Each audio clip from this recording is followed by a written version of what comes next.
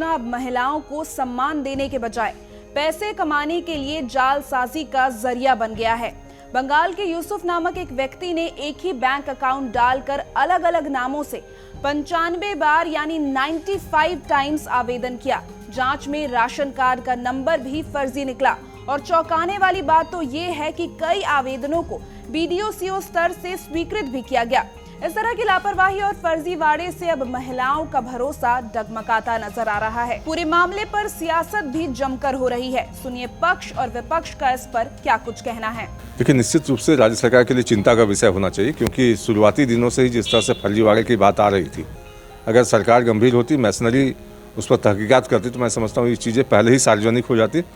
और जो लीकेज हुआ है, ये खाते में 4 बार उसकी राशि चली गई, तो आप समझ सकते हैं कि जो मतलब लाभार्थी है उसके खाते में न जाकर दूसरे खाते में जब भेजा जा रहा है, तो कहीं ना कहीं जो मिली भगत है कर्मचारियों की भी, या किसी स्तर पर जो साठगांठ है, उसको उजागर करने की आवश्यकता है, उनको पकड़ने की आवश्यकता और कठोर दंड मिले, ताकि ये जो वित्तीय अनियमितता हो रही है उस पर सरकार लगाम अविलंब और जितनी जल्दी हो सके लगानी चाहिए। एक मामला तो अभी ऐसा है, आपको लगता है कि इस तरह के और मामले होंगे?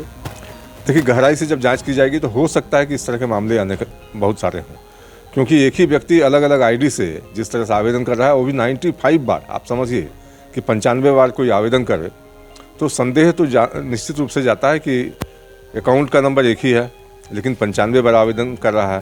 तो इस तरह से मामले को एक बार मान लीजिए कोई चीज़ें पकड़ में आई हैं, तो तहकीकात पूरी होनी चाहिए ताकि कोई इस तरह का फर्जीवाड़ा न कर सके। देखिए, कोई हो, कहीं का भी व्यक्ति हो, फर्जीवाड़ा झारखंड में नहीं चलेगा।